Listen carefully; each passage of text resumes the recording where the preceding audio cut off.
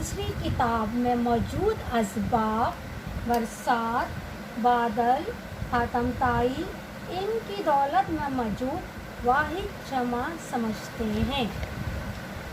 تعریف: واحد وہ ہے جس سے صرف ایک چیز سمجھی جائے۔ واحد وہ ہے جس سے صرف ایک چیز سمجھی جائے، جیسے کتاب، گھوڑا وغیرہ۔ جمع وہ ہے جس سے ایک سے زیادہ چیزیں سمجھی جائیں، جیسے کتابیں، گھوڑے وغیرہ۔ بچوں، واحد سے جمع بنانے کے کچھ قاعدے ہیں۔ اگر ان کو اچھی طرح سمجھ لیں تو واحد سے جمع بنانے میں بہت آسانی ہو جائے گی۔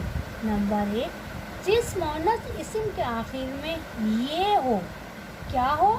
یہ ہو، تو جمع بنانے کے لیے اس کے آخر میں یہ ہٹا کر الف نون غنہ لگا کر جمع بنایا جاتا ہے، جیسے لڑکی سے لڑکیاں، آخر میں کیا آیا؟ الف نون غنہ۔ بلی سے بلیاں۔ آگے، جس مؤنث اسم کے آخر میں یا ہو، جمع میں اس کے آخر میں صرف نون غنہ لگا دیتے ہیں۔ کیا لگا دیتے ہیں؟ نون غنہ لگا دیتے ہیں، جیسے گڑیا سے گڑیا، گڑیا سے گڑیاں، آخر میں الف لگا ہوا ہے، صرف نون غنہ لگایا۔ چڑیا سے چڑیاں۔ جس مذکر اسم کے آخر میں الف ہو یا ہے ہو، الف ہو یا ہے ہو، جمع میں اسے یہ سے بدل دیتے ہیں۔ کس سے؟ یہ سے بدل دیتے ہیں، جیسے لڑکا، الف ہٹایا، لڑکا سے لڑکے۔ بندہ، ہے آ گیا، بندہ، ہے ہٹایا، بڑی یہ لگا دیا، بندہ سے بندے۔ اگر کسی مؤنث اسم کے آخر میں نہ تو یا ہو اور نہ یہ ہو تو جمع میں یہ نون غنہ لگاتے ہیں۔ کیا لگاتے ہیں؟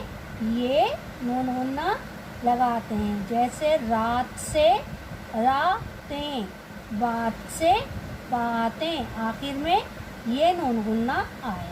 اب ہم اپنی مشق کی طرف آتے ہیں۔ پہلا ہمارا واحد ہے جھنڈا۔ الف ہٹایا، ہم نے کیا لگایا؟ بڑی یہ لگایا، جھنڈا، آخر میں کیا آیا؟ جھنڈے۔ پکوڑا، کیا لگایا؟ بڑی یہ لگائی، پکوڑے۔ سموسا، سموسے، کیا لگایا؟ بڑی یہ کا اضافہ کیا، پودا، پودے۔ انڈا، انڈے۔ مہینہ، ہے آیا تو کیا لگایا؟ مہینے۔ قصہ، کیا لگایا؟